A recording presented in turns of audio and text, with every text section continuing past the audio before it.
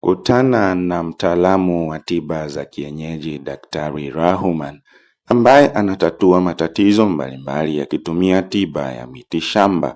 Endapo unahangaika na matatizo ya mapenzi, nguvu za kiume, mambo na biashara, kesi kotini, kupata cheo, kufusu mitihani, mambo ya kuondoa nuksi na visirani, basi bila shaka usiwe na wasiwasi wowote, maana Daktari Rahuman yupo hapa kuweza kukusaidia kutatua matatizo hayo.